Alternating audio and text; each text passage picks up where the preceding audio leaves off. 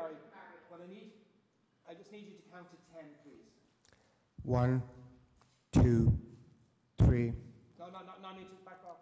1, 1, 1, 2, 3, 4, 5.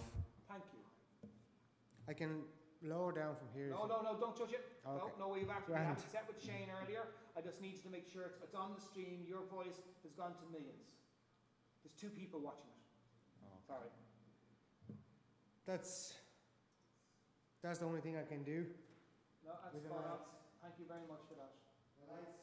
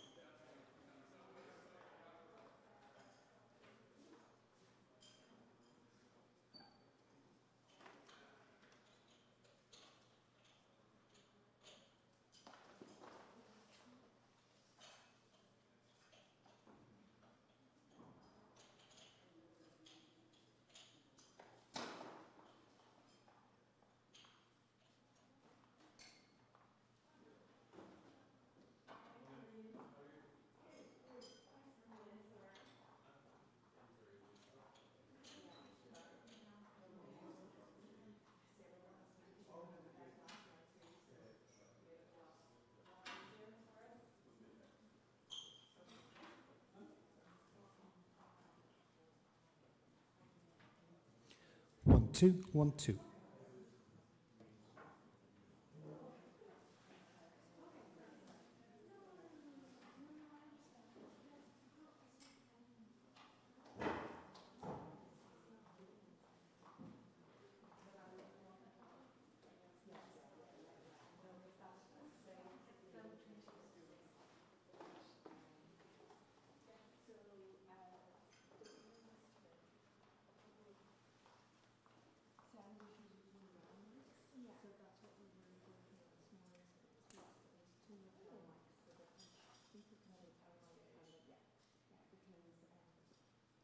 One, two, 1, 2.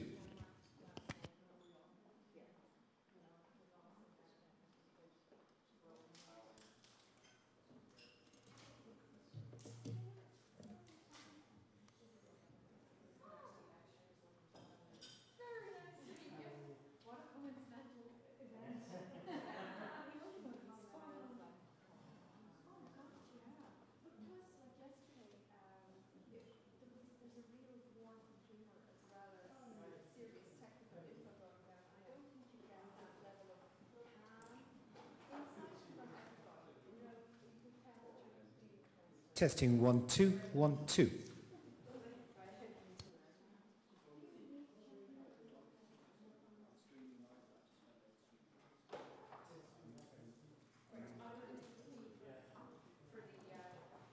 Okay.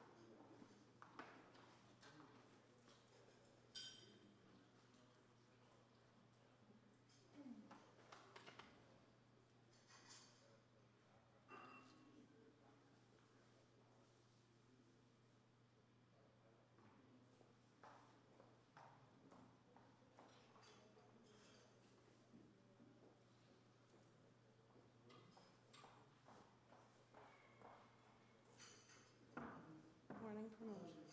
Good, how are you? It's good.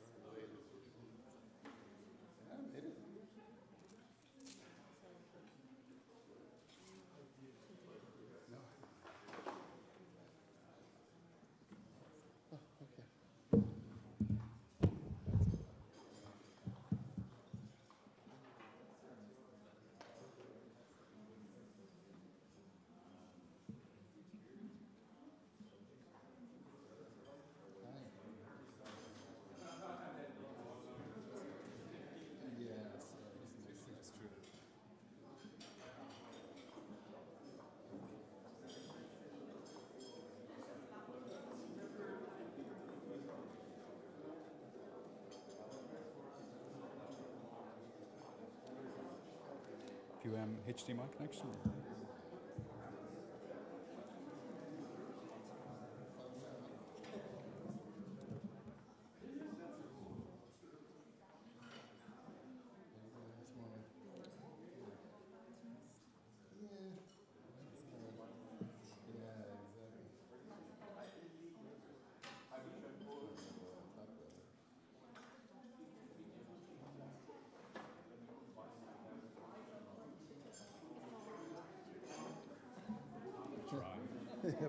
Between the two of us, we'll figure it out.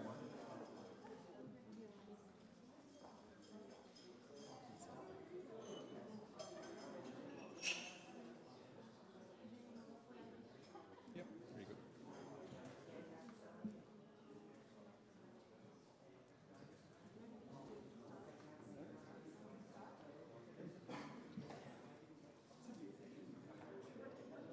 Oh, yeah.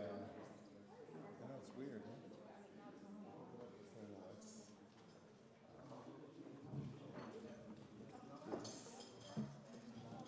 Coffee. Hi.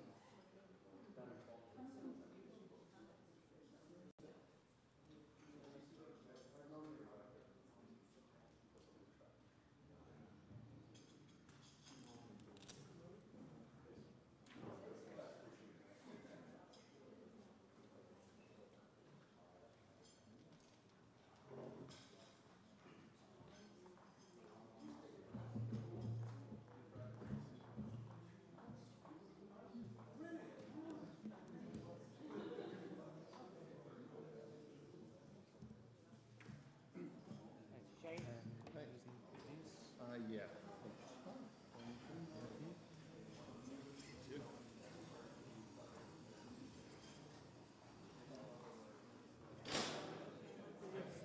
You got your presentation Yeah, it's like, if we can dim the lights or something. Are you using the clip-on light or are you using the... I probably should use this level there. Do you know? Well, no, I'm just wondering who's using these and who's using the... There's a roaming mic.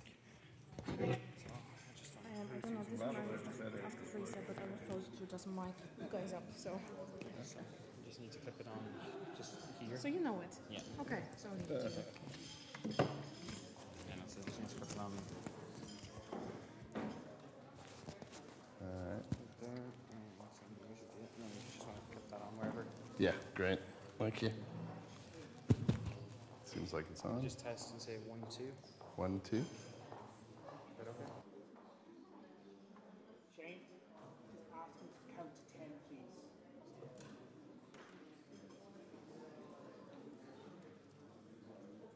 3. So 1 second. Oh. Yeah, there. Now try it.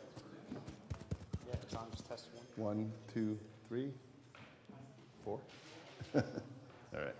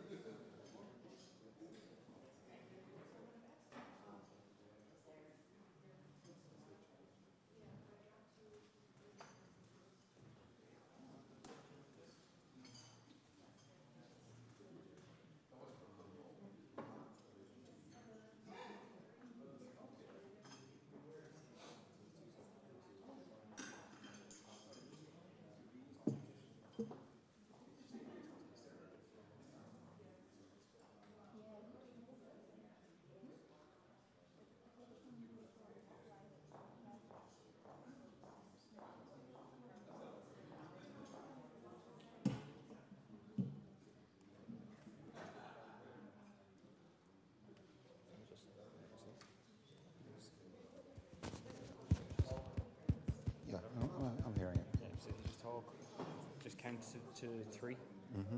No, just so we can test it, just count to 3. 1, 2, 3. So that's okay. So then if you want to just, you can just put it on mute.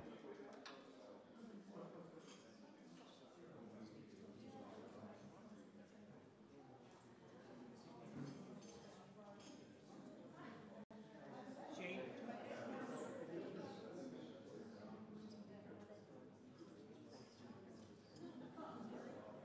Shane?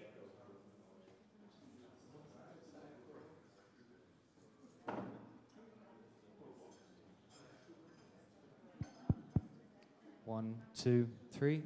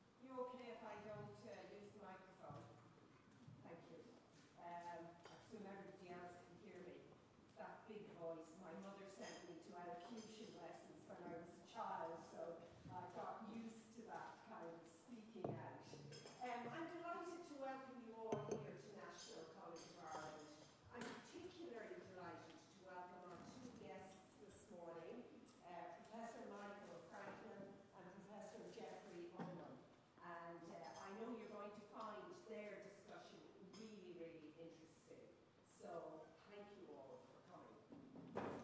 We are 20 years in the business of running a school of computing, which is quite amazing. When you think back to 1998, as I said to some of my colleagues yesterday, there were a number of momentous things happened in the world of technology.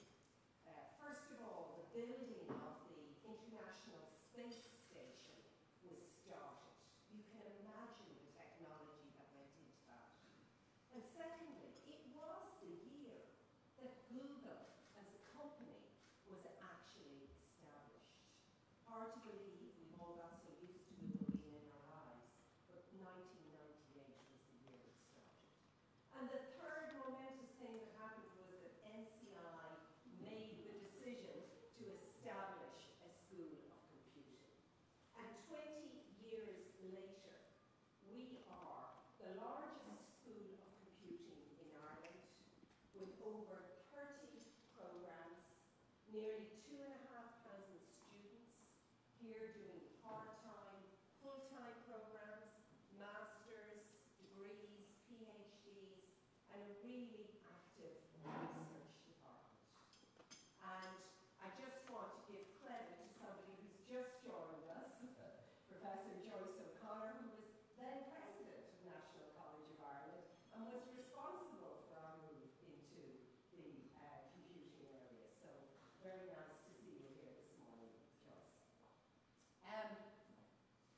We have been, as a college and as a school, we hope, true to mission as we have developed our school of computing. Our mission has been to be responsive, innovative, and enterprise-led. We have been, we hope, really responsive to the needs of our students and our faculty. We hope we've been really innovative in our pedagogy and our academic excellence. And we hope that we have been enterprise-driven, really cognizant of the talent and skills needs of the employers around us here in Dublin, but also internationally, because many of our students leave National College of Ireland and go into international positions in technology. And those three factors remain the driving force of our school of computing. One of the hallmarks of our school has been that we have had an international advisory board. And that international advisory board represents the greatest and the best of the academic excellence in the area of computing. And that is why we have been so delighted over the last number of days to have Professor Franklin and Professor Ullman with us, because they have spent time with us talking about the next amazing trends in the world of computing, in the world of technology, a world that is affecting all of our lives, a world that is deeply ingrained in how we conduct our businesses, and more how we conduct our private lives as well. So this morning we have the privilege of listening to these great gentlemen speak about the whole area of data science. We are generating an enormous amount of data, all of us, in every aspect of our lives. And how that data is manipulated, how it is analyzed, how it is presented back to us, is critical in the future of us being innovative and in driving our economy. So I am personally really looking forward to this discussion this morning. Our School of Computing is led by Dr. Pramod Patel. Pramod and his team have been responsible for growing our School of Computing and will be responsible for the future direction and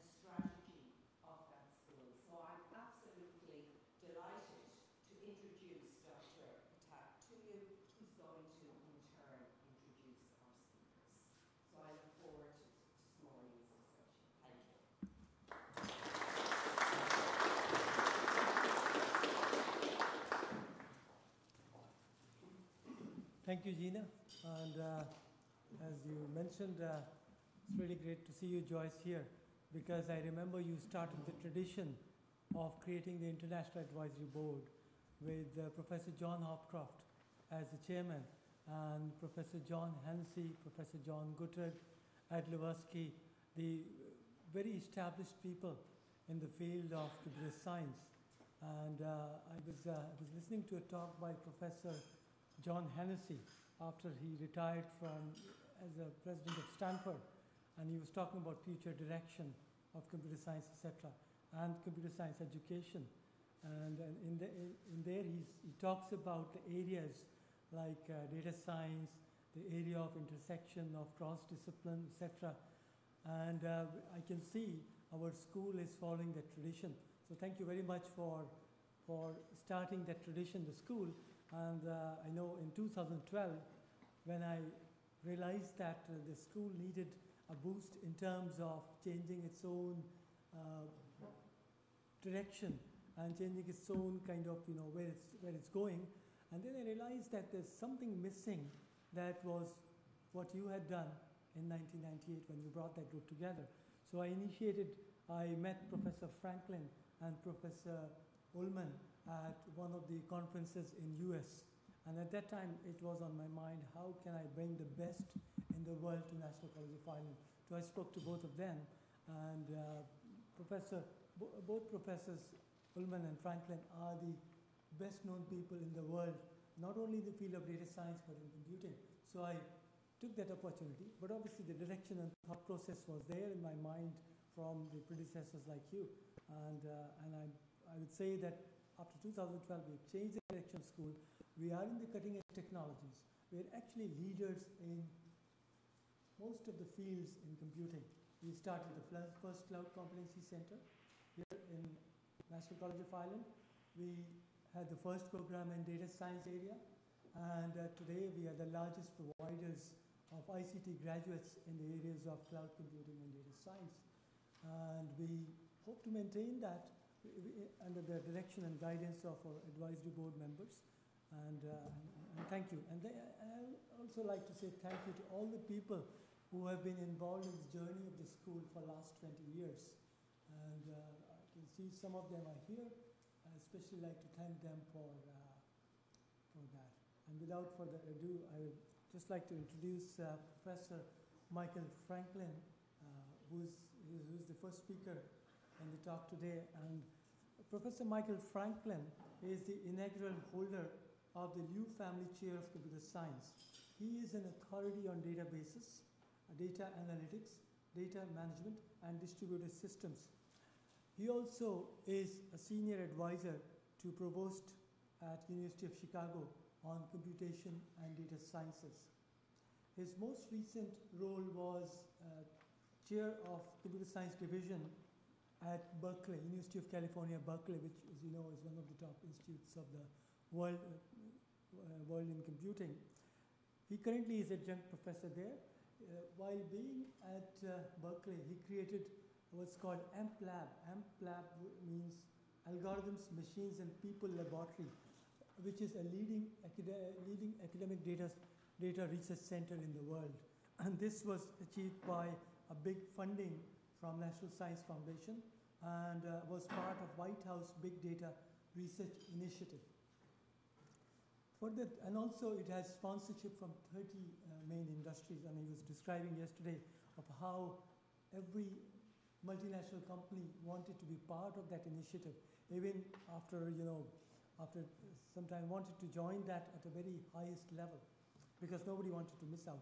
AMP-Lab created industry-changing open source software, and you would all know, people who feel in computing, definitely that Apache Spark and BDS, data analytics stack at Berkeley. Apart from the academic credential, he is a very energetic entrepreneur. And actually, the day I met him, he had sold his company called Treviso to Cisco Systems. And that's why I remember, because he told me I'd sold my company today. And if you see the list of companies that he advises in the field of data analytics, When I started counting, I left after 20. When I reached number 20, he is an advisory board of various data-driven technologies and companies. He is a fellow of Association of Computing Machinery and two-time recipient of ACM Special Interest Group on Management of Data Award. His many other honors including Outstanding Advisor Award, received his PhD in Computer Science from University of Wisconsin in 1993, and a Master of Software Engineering from Wang Institute for Graduate Studies in 1986, and a Bachelor of Science in Computer and Information Science from University of Massachusetts in 1983. It's great to have Professor Franklin here with us, and he's going to talk about data science and how it's an emerging discipline and how it's going to impact on society. So I welcome Professor Franklin.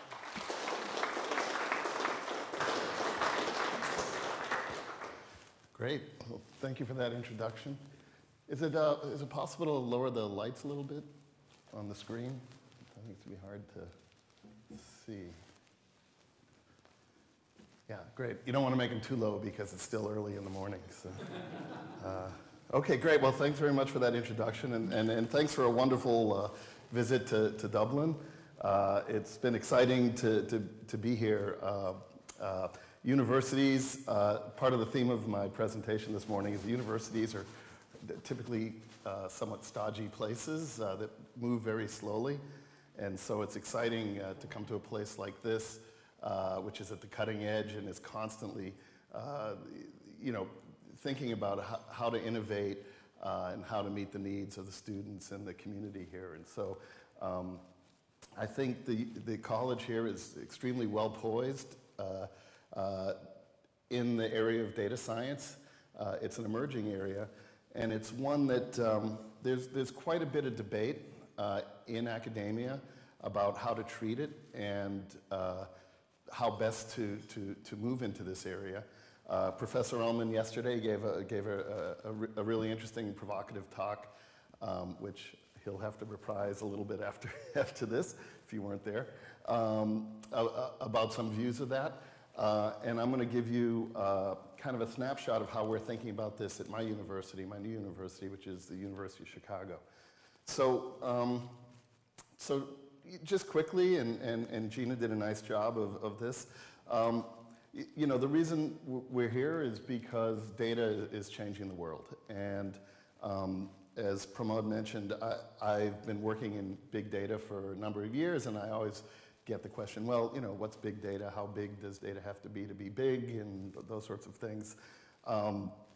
And the point really is, none of that really matters. What really matters and why big data is important, why data science is important, is because just about every field you can think of, whether it's at a big comprehensive university like Chicago or Stanford, or across really industry or anything else we do, just about every field is going from a situation where it used to be really hard and really expensive to collect data to one where now the problem is we've got so much data, we're trying to figure out what to do with it and how to take best advantage of it. And this was, this is just, I could have put 100 different fields here.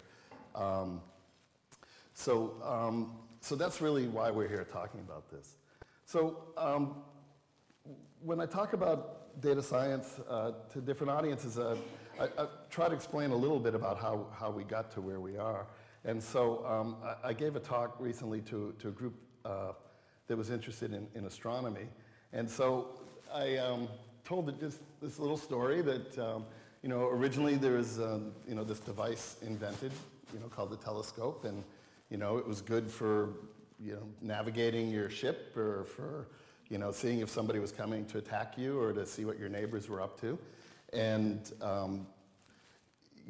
very shortly after the invention of the telescope, Galileo and others realized you could point it up and you could start doing science by looking at the planets and the sky and see what was going on. And, over the centuries, progress continued, and devices started, improved and improved and improved. And so scientists could see more and more of the sky and could see phenomena that they couldn't see before they had those new instruments.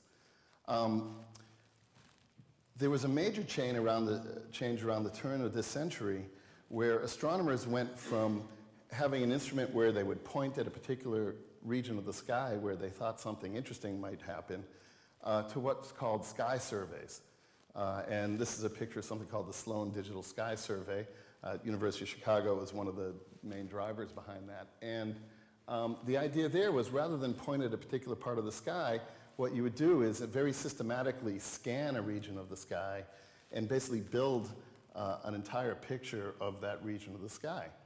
And then scientists could then go into that picture and then look for the phenomena that they were trying to find or see what else they could discover there. And so a lot of astronomy is now done this way, where there's just this tremendous amount of data, and the challenge then is to search through that data to find what you're looking for, right? So you're no longer like looking at a place and hoping you'll see something, but you capture this large amount of data and then you analyze it. And where this is leading to, this is the next generation sky survey called the LSST. And this is a system that's coming online in the next couple of years. And basically it's producing about 100 times more data than the original Sloan Sky Survey. And so it's about 200 terabytes of data per night. And what it can do is, rather than the Sloan, which was looking at a relatively narrow band of the sky and could scan that, maybe a couple times a year, this thing can see the entire visible sky and can observe it in its entirety and record it every 3 nights. So what you can start doing is you can basically have a movie of, what's changing, at least on a 3-day basis, across the entire visible sky. So you can imagine, you can imagine a couple things. You can imagine that this is fundamentally going to change the type of science that astronomers can do and cosmologists can do. But the other thing you can realize is this is a huge data management problem. And so when you look at the budget for the LSST, there's a significant amount of money that's spent on the instrument, that's on a mountaintop in Chile. But there's also a huge amount that's spent on the computing infrastructure, both hardware and software, for actually being able to deal with all that data, and then being able to let scientists and students from all over the world access it so that you can improve the quality and the pace of science. And so, that's just in one field, sort of how things have just fundamentally changed from being very data poor to now having so much data that the challenge is how do you effectively use that data. And this is happening really all over science and all over most fields. And so some in the field have started calling this the fourth paradigm of science, the fourth kind of way that people can do science, that traditionally science was either done experimentally or theoretically. And then more recently, with the advent of supercomputing and large-scale simulation, scientists could then start simulating phenomena and study it that way. And the idea is that this is actually yet another major innovation in the way science gets done, namely collect lots and lots of data and then start analyzing it. And it doesn't replace the other ways that science gets done, but it's yet another way that science gets advanced. So if you believe that, it's a big deal, and it's a big deal in science. And if you're not a scientist, if you're a business person, there's an analogous story for your business as well, I'm sure. So, okay, so, data science is potentially a big deal. But what does this mean at universities? Well, just like your companies, universities, and maybe even worse, universities tend to be highly siloed places. So there's different departments. Departments are combined into schools. Schools are combined into other structures. And, there'll be a building on campus where people do computer science, and then there'll be a building on the other side of campus where people do statistics, and then there'll be another building somewhere else maybe called the information school, and then all the other departments, do their specialties. This turns out to be a real challenge, kind of the fundamental challenge for universities that are thinking about moving into data science. Okay, because as we're going to discuss, data science really spans, all of these things. Okay, and so you've got this emerging area, you've got interest in it from all over the campus and all over the world, really. And the question is, how do you overlay this new area on these existing structures and fields? And as you can imagine, academia being a very serious endeavor, this is kind of what it looks like. It's turning into a huge food fight where departments and areas are kind of vying for who owns data science. And if you look through the literature, you'll see articles written across statistics, across computer science, across library science, across whatever your favorite field is, basically saying, we should own data science. And they even have titles like, we should own data science. And obviously that's not going to work because data science is much broader than any one field. So, what this really looks like at a university is some things like this. So, Jeff yesterday gave a talk on his perspective from as a computer scientist on what data science is. There was a highly visible article that somebody from the statistics department at Stanford wrote, basically saying, hey, statistics is really, data science is just statistics. We've been doing it for decades. The Department of Statistics at Yale made a big move. They added the words and data science to their title. They didn't even bother to change the website. So, there's a statistics department that's just trying to take over data science. At my old institution, Berkeley, the School of Information, before we even realized what was going on, claimed the domain name datascience.berkeley.edu. Before computer science could get to it, before statistics could get to it. And so now there's a new thing emerging at Berkeley called the Division of Data Sciences, which is kind of between engineering and you don't want to know. Anyway, but this is how it's all playing out. And obviously it can't stay this way. It's just not effective. And so really I think the fundamental question, for academics at least, is what is this data science thing? Is it just a few ideas from statistics and a few ideas from computer science and a few ideas from some domain science that you kind of pull together in a useful way? Or is it really an emerging discipline on its own? Okay?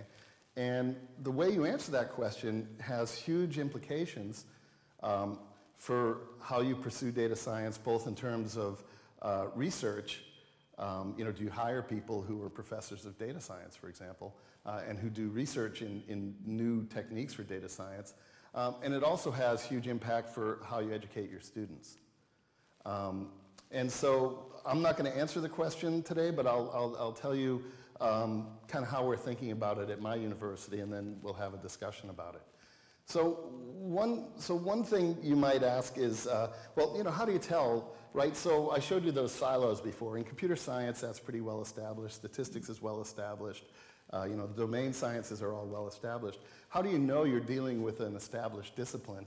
And there's one kind of indicator, which is there's actually a research community, including things like journals and conferences that are that are where people in that community publish.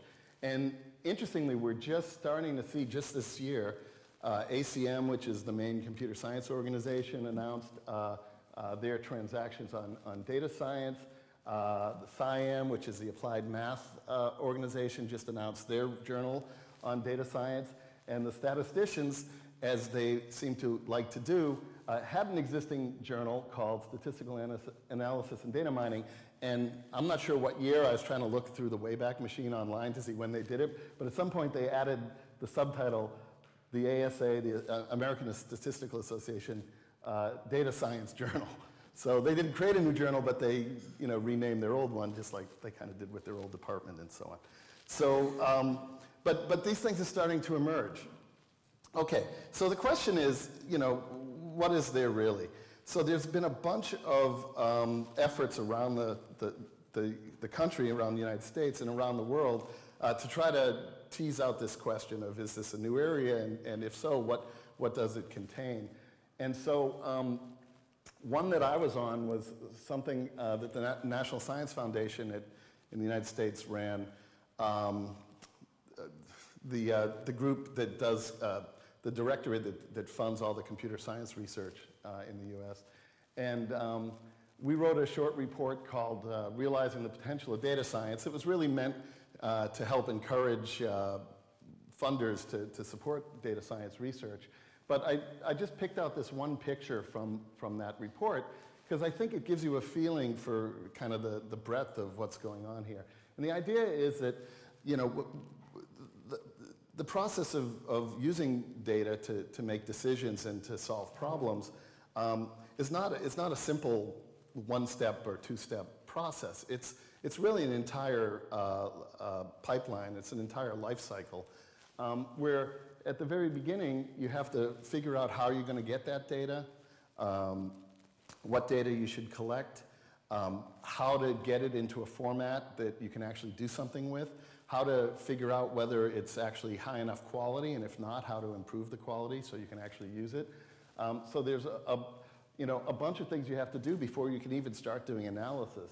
Then, once you've done all this work, and some people consider that to be the majority of the work that you have to do, then you can start doing the things that a lot of academics like to think about in terms of data science, which is you do machine learning, you build models, you do different types of analyses, you run algorithms over the data, and so on.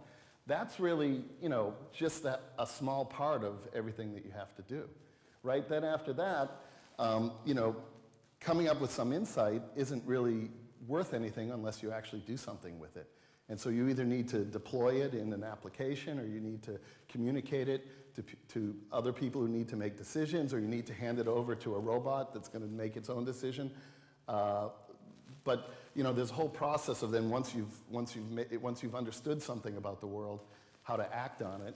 And then finally, there's a whole curation step that you have to do. And it's not really just a step, it's a process again, where you have to decide what to keep, what to throw away, how to track what I have, how did I get it. If it turns out later there was a flaw somewhere along that long pipeline, how do I fix that, and does that change my answer, and so on. And so, it's not, if you look at, certain things like a special area like machine learning or like data analytics, you'll see it's only really a small part of the picture. Okay, and so when you're thinking about data science, you have to think about this broader context. So, at Chicago, we put together a group of faculty to say, okay, how are we going to attack this? And we came up with a different model. So Jeff yesterday showed the classic Venn diagram that says that data science is somehow at the intersection of computer science, statistics, and domain science, and then went on to propose his own Venn diagram, which he can tell you about. We decided to skip the Venn diagram part because we couldn't figure out how to make it work. And so we came up with this, just a visualization of these interlocking components of data science. And as you'd expect, the first ones are computer science and machine learning, statistics and applied math, and domain knowledge. You have to understand something about what you're doing the data science for. Okay, and so then the question, of course, is, well, what else is there? So the first thing we realized is, we said, okay, if data science is going to emerge as its own area, there have to be some fundamental questions that need to be answered that aren't being adequately answered in any of those existing silos on campus, right? So the challenge we gave to ourselves was, could we come up with some questions that need to be answered to make data science successful that need a concentrated effort focused on those questions? So we're calling those the missing foundations of data science. And we've come up with some ideas, and I'll just tell you what a few of them are, and during our discussion we can talk about what a few more might be. But just some interesting things. So for example, in data science, much of the interesting science you can do isn't with a single data set. It's when you can collect lots of different data and put it together. And it turns out that there really isn't a fundamental theory of what happens when you combine different data sets, right? If you have two data sets that you understand reasonably well and you put them together, it's not even clear what the result of that is going to be. Is it better than what you had before? Is it worse than what you had before? Does it make any sense at all? What do you do when you combine them? Do you have to merge things, or do you keep them separate and so on? And so fundamentally, we think there's a need just to figure out what 1 + 1 means for data science. Right, so that's a pretty fundamental question, right? If you don't know what 1 + 1 means, you've got some work to do. So, that's one. There's a crisis in a lot of areas of science where people are producing papers that have really surprising results, because those are the ones that everyone gets excited about, and those are the ones that get into the news. It turns out they're so surprising that when somebody else tries to run the experiment, they can't get the same answer. And so there's a crisis really on what's called reproducibility in many areas of science. And at the heart of that is that whole pipeline I showed you, where you have to understand everything from the initial collection of the data to the processing to the reporting of the results. And you have to figure out where along that whole pipeline something could go wrong. Okay, so that's another area we don't understand very well. Data ethics and privacy and security. If anything kills the data revolution, it's going to be concerns about privacy and security, right? People are going to just get fed up with their information being leaked in the wrong ways, and progress will grind to a halt. So there's fundamental work that needs to be done there.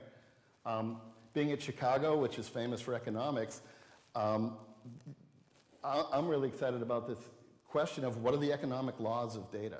So if you look in the popular press, there's all sorts of statements. Data is the new oil. There was a company in the Bay Area that was giving out T-shirts that said, data is the new bacon. So there's this idea that data is a resource that has intrinsic value, but what does that marketplace look like? What are the rules that define that marketplace? Surely it's not the same rules that define the marketplace for oil or bacon, right? So what are the economic foundations of data? It's something I've got actually a group working on. Dealing with uncertainty at a very fundamental level, especially when you're trying to make decisions based on uncertainty. And then finally, related to that, understanding sort of what are the cognitive biases of interpretation. When you show somebody a result, how do they interpret it, right? So it brings in psychology and decision theory and a bunch of other things. So this is, there's a ...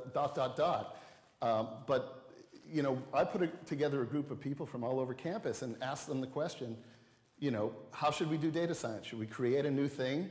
Or should we just take our existing departments and, take a few classes from here and there and put them together?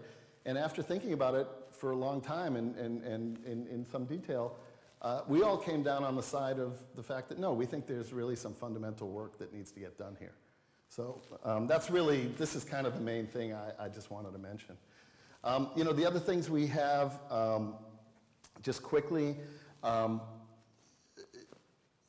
it's really important that when you're making decisions based on data, that you understand the implications of those decisions, and in a bunch of ways. So for example, the other component we have is the societal implications of data.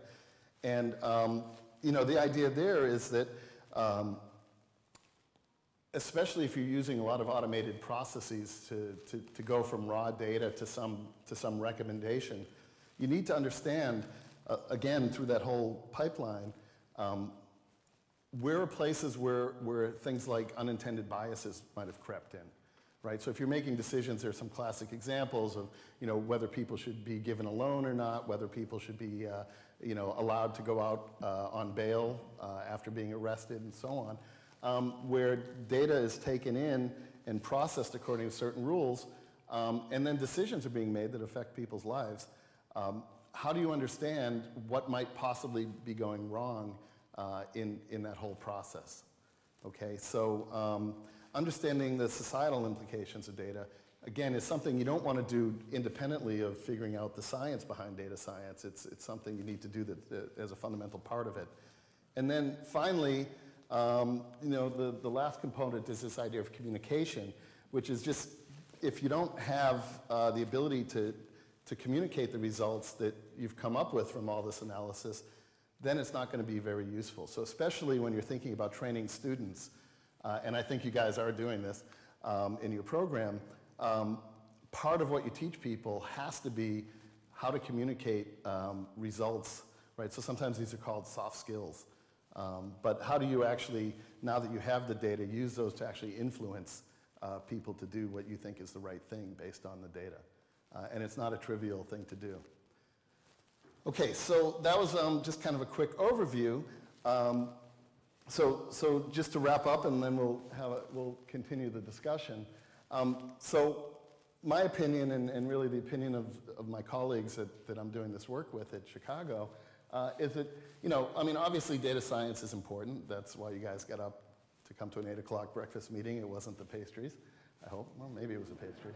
But it's an important topic. It's something that's going to have tremendous impact, in business and science and our lives and everything. So it's obviously important. And being a cross-disciplinary thing by nature, it doesn't fit very well into the modern university. It spans too many silos. And so there's been a lot of effort of these existing fields to say, hey, don't worry, we've been doing data science for a long time, we've got it, we'll just handle it. But I don't think that's the right approach. I think the real opportunity here is to step back and say, hey, there really is something new going on. This is really a fundamentally new discipline that then needs to be treated as such in terms of putting together multidisciplinary teams that can attack it, in terms of coming up with the right curricula for teaching students, and of course that's going to evolve as we're learning more and more about it, in terms of having the right funding vehicles for research, in terms of having the right places to publish, and really in terms of trying to understand some of these questions of, what's fundamentally new here? What are foundational problems that aren't being addressed in computer science adequately or aren't being addressed in statistics adequately, and how do we attack those? And so I'm really excited about this area, both from a research point of view and from a teaching point of view, and thanks for your patience. Thank you.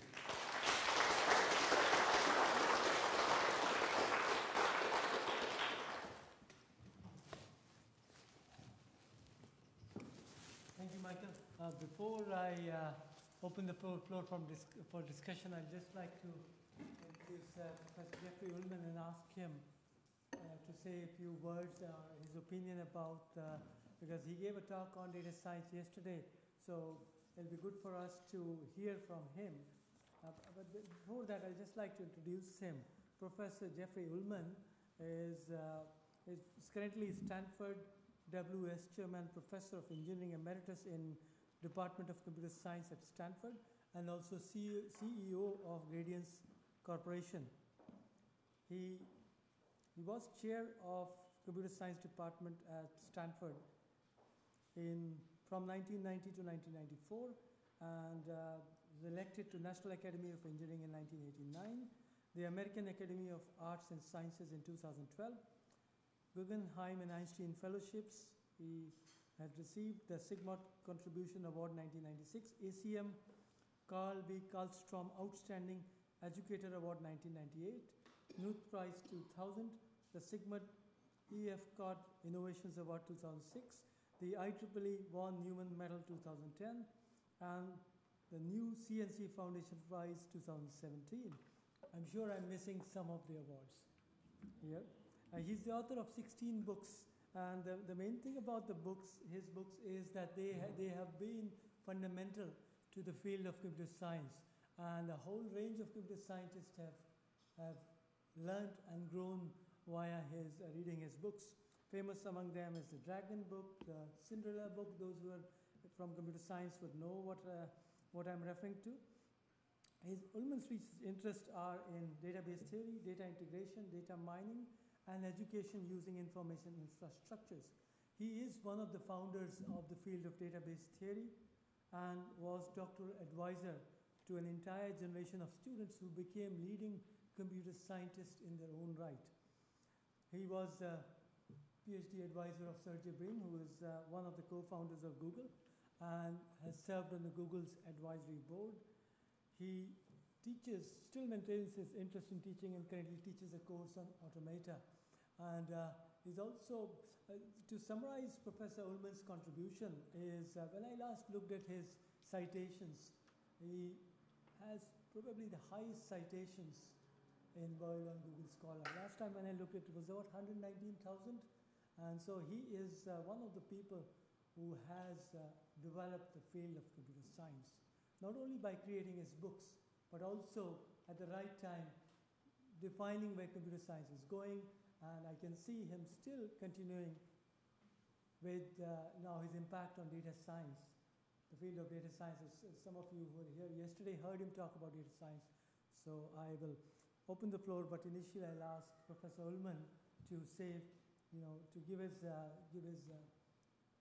own thinking on data science and the implications for education and also for society. Thank you.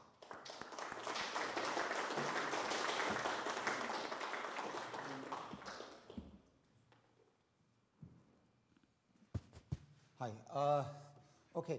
I guess as Michael said, I gave a talk with slides yesterday, so if threatened, I will try to bring up my slides. They're probably still on this computer, but let me, in fact, just say a few words, and then maybe we'll turn the matter over to questions and discussions, because this is obviously a very, very interesting topic. Now, I'm probably a little bit more paranoid than Michael is, but let me start by saying the big point on which I disagree with Michael is I do not see data science as something new, but rather a natural evolution of the field of database systems, of which both Michael and I are members, by the way, or I think consider ourselves members.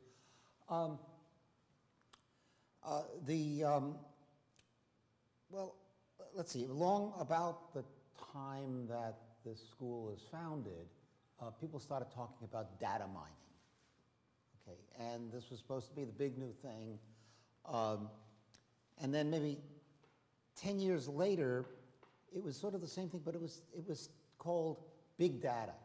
Okay, and this was the thing you gotta be in. And now, of course, it's data science. But to me, it's really the same thing. And again, it's this natural outgrowth of research in database systems, which is trying to answer the question, how do you use the most data you can get your hands on, running on the most powerful computing machinery,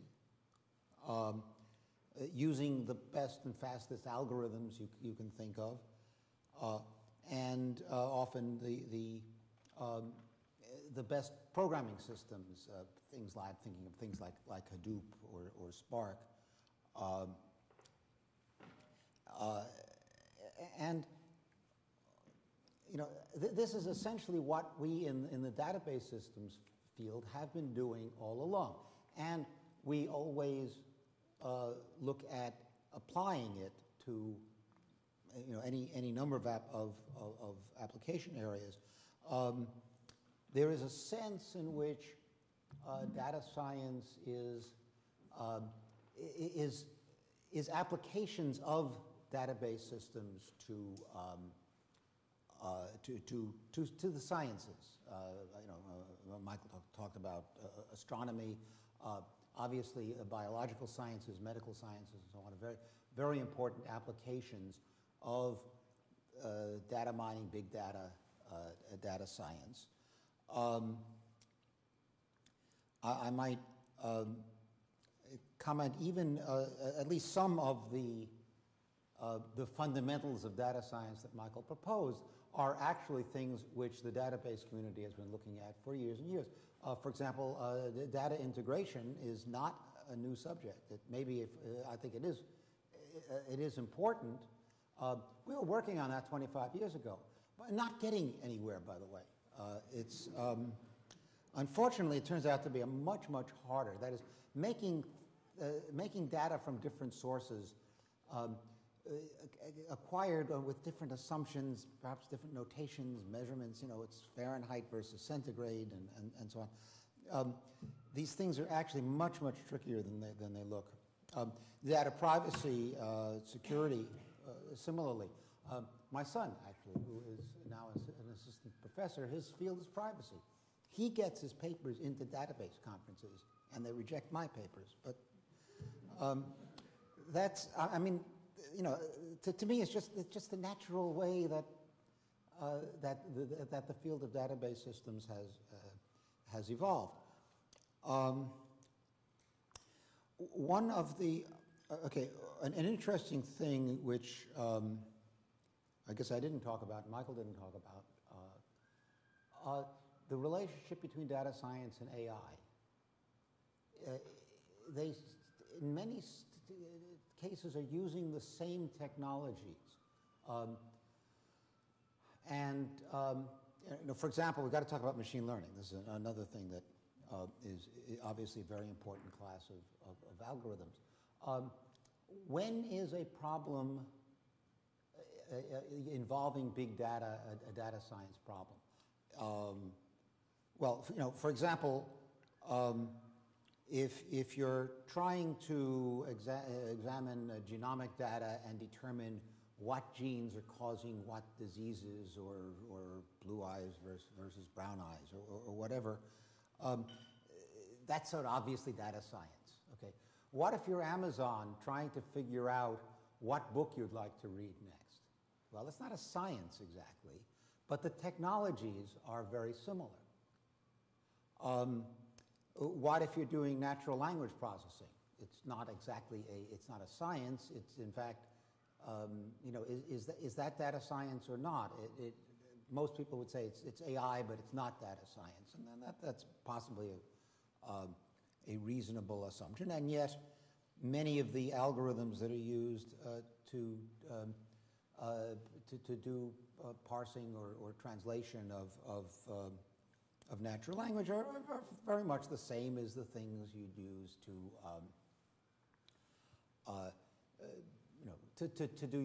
do science involving big data. So,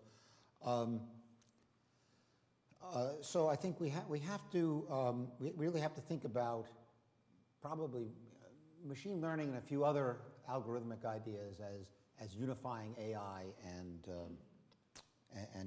data and data science, or sort of integrating them as part of a spectrum. Now, machine learning, again, one of the things I railed yesterday, not only about how statisticians are, I think, incorrectly claiming that they are data science, but that there are people who claim that machine learning is data science. Okay. Now, everybody know about the Gartner curve? Anybody know about the Gartner curve? Okay, yeah. Okay, when a technical idea comes along, it's very common for it to be hyped by the proponents who want the funding and so on. For a while it looks like everything's going to be solved using whatever technology this is. And so Gartner says things they rise up to a peak of hype, and then reality sort of sets in, and you realize that not everything gets solved using any one particular technology. So you hit what they call the trough of disillusionment, where everyone says, "Oh no, this was just a stupid idea. Let's all forget it." And then things rise about halfway up when intelligent people start looking at the idea and discover that there is some merit, even if not as much merit as one thought there was initially, and then you get serious developments and serious advances in technology. So where is machine learning? Well, according to Gartner, right at the top of the hype, the peak of hype. So assuming that this is not an anomaly that will not lie on the Gartner curve, we're probably overestimating the importance of machine learning, and yet I'm happy to agree that there is a lot of very interesting things going on in this field, and it has a lot of applications, both in applications to the sciences, that is data science, and in artificial intelligence. Okay, so with that, maybe we should do a discussion. Any questions? Yep. In the foundations, Professor Franklin, the foundations have to look at information science. Because our colleagues in information science talk about at least 4 of the 6 bullet points you had on your slide. Library and information science people will spend a lot of time on those topics. Yeah, I think that's, so I'd like to go over those 4 and see which 4 they are, but I'll believe you. And I also believe that, Jeff, that a lot of what I talked about is a natural outgrowth of databases. And I also believe my friends in statistics who believe that they've been working on a subset of those problems too. And in some sense, that's kind of the whole point, that you can come at this. I mean, obviously, data science didn't just drop down from a UFO somewhere, you know. People have been working with data in many different ways for forever. But what's happening is there's now a confluence and a need for a confluence of all these different perspectives, right? The statistical perspective, the machine learning perspective, the database perspective, the information sciences perspective, to try to figure out how do we come up with a comprehensive solution to these problems. So I actually agree with you, but I think what's happening is everybody is coming from their existing field and sort of projecting into this new area. And to me, when that happens, that's kind of what happened in computer science too. You know, mathematicians started doing, computer theory.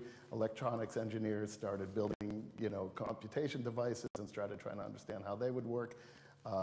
Linguists started trying to understand how you might program those things. Once enough of that happens from enough of different places, you have a new field. And that's really my argument, is we have a new field. Again, could I follow up on this? Michael, probably from his experience at Berkeley, I think probably has had to confront an information science school. I most fortunately have not. I would really like to hear from you what you think information science brings to the table that computer science does not. In my opinion, the basic cataloging skills, which our library colleagues whom we call librarians but are actually information scientists. I'm a computer scientist. I'm one of those electronics guys. That's my background. To me, those are the guys who actually developed the whole framework, and we provide the tools to enable, especially you mentioned linguistics, text analytics, all that. They've been doing it using pen and paper for what, 150 years already. So I think we as computer science are providing them the tools to do their work, but they give us the direction. That's my opinion. Okay, well, let's say, isn't Google a library catalog of the entire world? Do we really need library scientists anymore?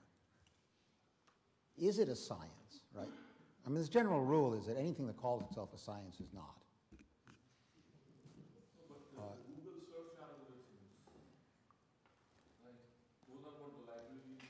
They can search stuff. They could do it the other way around, knowing all the stuff.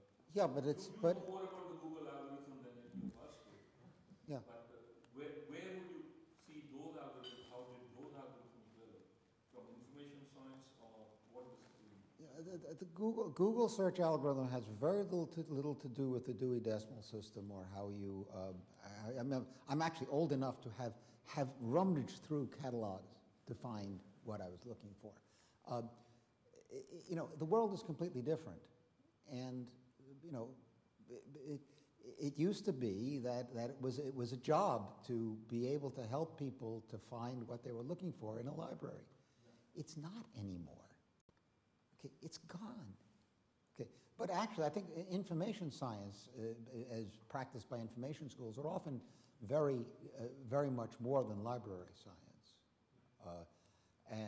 But again, I have to say I have a fairly negative impression of things that call themselves schools of information or library science.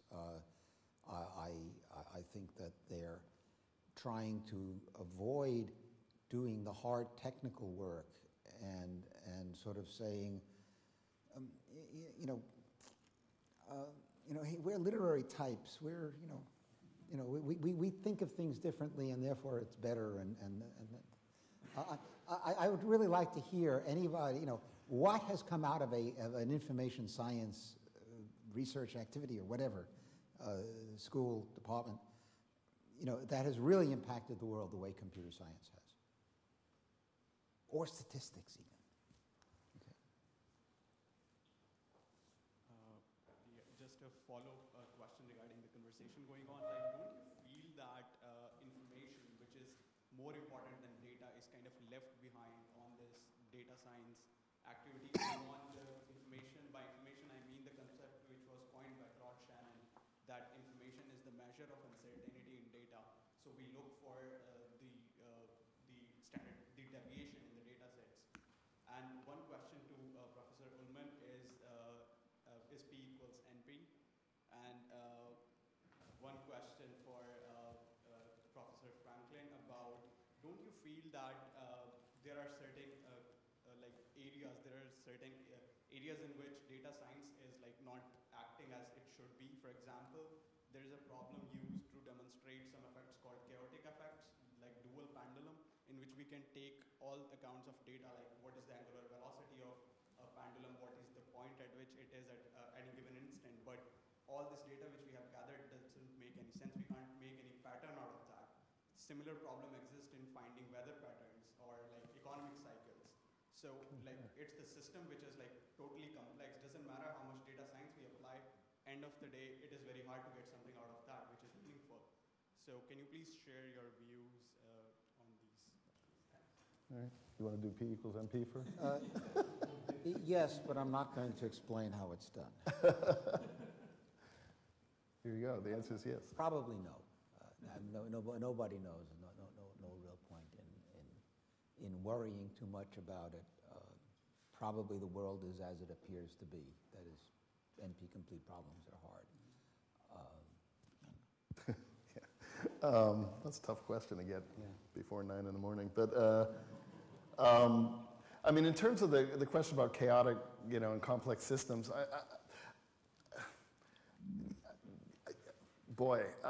I feel like, so Jeff talked about the hype curve, and it was interesting on the hype curve you showed yesterday, data science and big data weren't even on them. That is correct. I think because, I think we all agree that data science is more than a technology. Yeah. I mean, it's a collection of things, including machine learning, and I'm not sure what else there was on that curve that would be a component. Right. Well, it didn't have big data, which I was surprised at. But I mean, I think that there is a lot of hype around data in that there's a lot of belief that, by certain technical people like ourselves, that if you got enough data, you'd be able to figure everything out. And I actually, as a data person, I actually do deeply believe that. But I think, as you say, it's harder than it looks, and there's some things that are more amenable to being answered by data, even a lot of data, than other things. And so, I think the short answer is that yes, there are things that are going to be very hard, if not impossible, to address just purely with data. But actually, that's a pretty relatively small part. There's a bunch of really important things that you can address with data, and that's why we need to do data science. Yeah, I mean, to be fair, remember, the problem with weather forecasting is that the equations that describe the weather are not, I forget the term, but they're not they're not well formed in the sense that that the solution, small perturbations in your input leads to large perturbations in the output. It's what's often called the butterfly effect. That you know, a butterfly deciding to leave the tree and fly around outside will cause a hurricane in Singapore 2 weeks from now. That is apparently the way the physics works, and there's nothing you're going to do about that. You know, so as a result, while there's no question, having more data, that is, instead of having the velocity and temperature, wind velocity and temperature every 10 kilometers in a 10-kilometer grid, if you had it in a 1-kilometer grid, you'd have more data. You would be able to do better predictions, but it's still very, very hard. You have this sort of you have to have exponentially more data to get linearly more accurate forecasts, I guess, is the way it works in practice.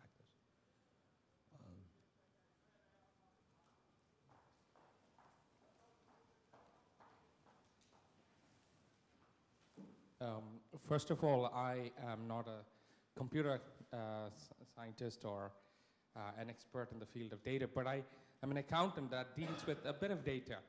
And one of the things I just wanted to ask is the focus so much on gathering so much of data and then trying to chase after big computing power to analyze the data? Are we not thinking about trimming down the data so we just can use even a PC to analyze something simple? Is there too much data that is gathered and kept, and are we spending too much energy? Should we actually have big data, or rather should we not have more focused data? Definitely not. Okay, you want to explain why, Michael? No, I want to hear. I was going to say. I mean, the interesting yes. thing is, again, roughly at the time this school was founded, we entered a world where we left the world where you couldn't afford to keep all your records, or if you did, you kept them in you know, big filing cabinets, and you could never actually find them if you needed them. To a world where nothing ever has to be thrown away. Okay, we create data much faster now. I mean, instead of typing a book, I'll make a video, and you know, use maybe 1,000 times as much data to say the same thing. You talk about, you know, these sky surveys. You know, you got petabytes of data coming down every day. We have enough storage capability. We never have to throw anything away.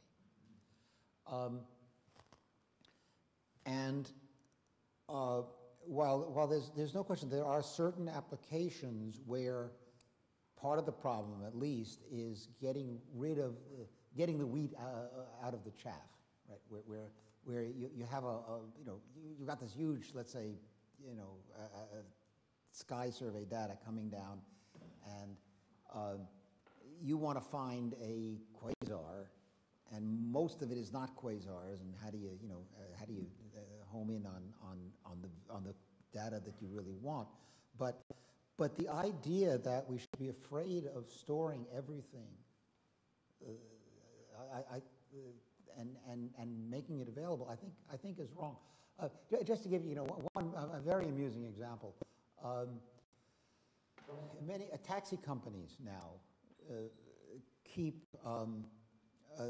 telemetry on all their taxis. Okay. Now they want to know where the taxi is. Now, in principle, if you call up, you want a taxi ride, the company is going to use that data to say which empty taxi is nearest to you. Okay, and send that to pick you up, and then you can throw away the data because it doesn't mean anything. On the other hand, the data gets stored, gets preserved, and people now can use it to determine where the potholes are. in the roads, because the you know, every taxi bounces over the same hole in the same place, and you can tease out from the data something which was absolutely not intended. You can learn about where you need to send the pothole fixing crews. That's, you know. Yeah. So I mean, I have a slightly different take. I mean, I feel that a lot of it comes down to this question that I raised on what's the economic value of data. So there's a certain cost to storing data. That cost, as Jeff has mentioned, is approaching zero. But there are other costs with keeping data. It takes longer to find what you're looking for. It exposes you to liabilities if you have data that you really don't need to keep anymore, but you're still keeping it. So there's a cost to that. There's potential privacy problems. So this is why I believe there needs to be a more comprehensive understanding of the costs and benefits of data over the long term for applications that exist today and applications that we don't even know exist, you know, are going to exist in the future. And so that's what I'd like to see us do so I don't believe that more data is always better. There are definitely cases where having less data is going to be advantageous, either because it makes your problem easier or because, you know, it saves you from some costs or some liabilities. But you have to trade that off against the long-term benefits of data for things that you don't even realize it's going to be good for in the future. So that's the challenge. But I will say, you know, this term big data is really not a good term because it really gets people thinking the wrong way. You know, they start thinking about how many petabytes am I dealing with and so on. And that's really not what it is. It's when you have data at sufficient granularity and at sufficient correctness that you can see something that you couldn't see before, then it's valuable. And whether that happens, you know, on a file you can have on your laptop, or whether that's, you know, the petabytes of data that spew out of the, you know, Large Hadron Collider every day. I mean, it just depends what you're trying to do. Time for one last question. Okay, we'll take two. Staying on the value, so Dr. Franklin, do you envisage an appearance of markets for the data in future, similar to financial or any other form of this economic exchange which will actually establish this value? So I think so. I think that, that you know, if we all believe that data has intrinsic value, which, you know, since we're sitting here, most of us probably do, then yeah, obviously there's going to be a need for a marketplace and for a way, you know, and there'll be various types of marketplaces. There's already lots of private marketplaces where companies make lots of money on data. You know, there's been attempts to build more public data markets. You know, Microsoft had the Azure data market, I think they called it. Amazon had something that they were doing. And those things have not taken off yet as businesses. But I talk to a lot of companies that are sitting on lots and lots of data, much of it that doesn't really have any privacy implications, but they know is valuable data, and they're trying to figure out how they can monetize it. And yeah, these market mechanisms need to be figured out and put into place. And for anyone who's a researcher in the room, and there's just fascinating questions about how do you price data. You know, how do you think about, you know, the entire value chain from, you know, raw data through all the refined data?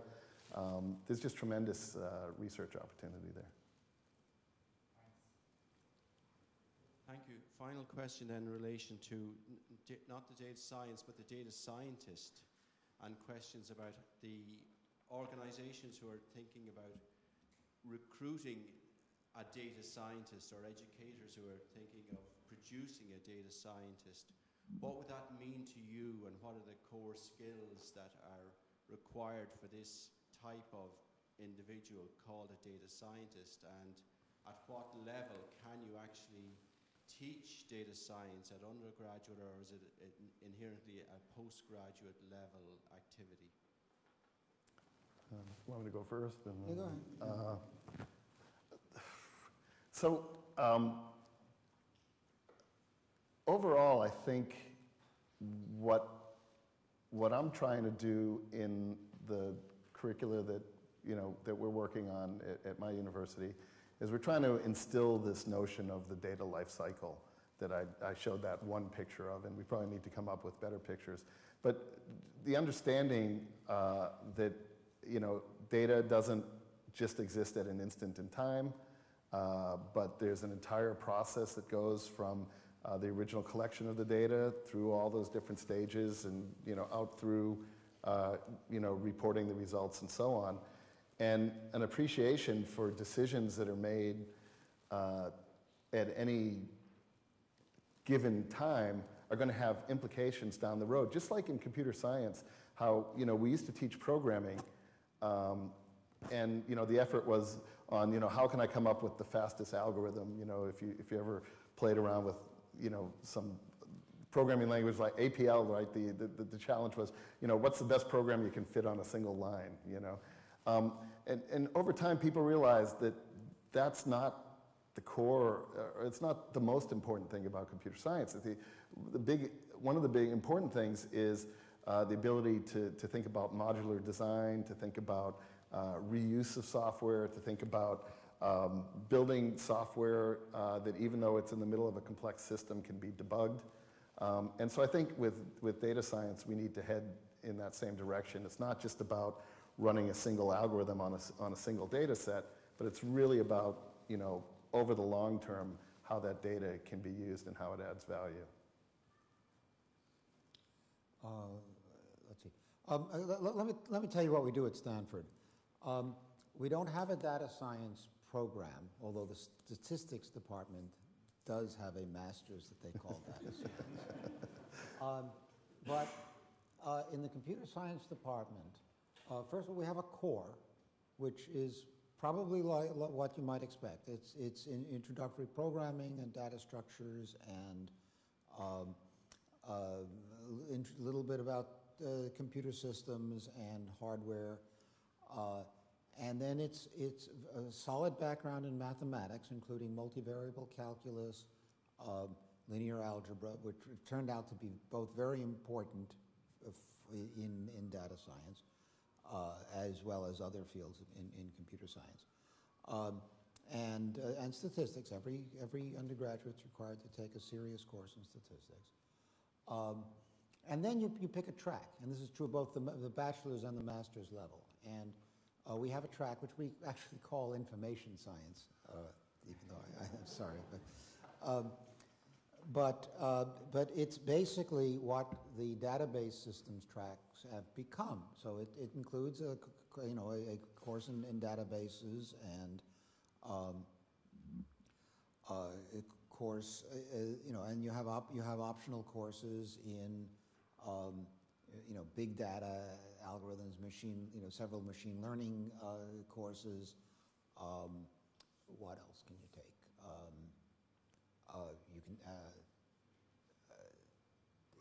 You can take security, networks, both computer networks and social networks. But basically, the core, it's a core computer science plus core database systems plus, I'll say machine learning, although it's not all machine learning, but specialized algorithms that seem to be of use in processing of big data. So. Thank you. So it was a very enlightening talk, not only in terms of what data science is, but also Mike raised some issues, and we didn't debate those, but those are very important issues like privacy and security will kill data science. The statement you made, Mike, it's very relevant, and we can see the implications of that in society today. But I would just like to thank all of you for coming in, and also big thank you to both Jeff and Michael for coming here to NCI and giving us their advice, feedback, giving these sessions. So I'd like to thank you very much.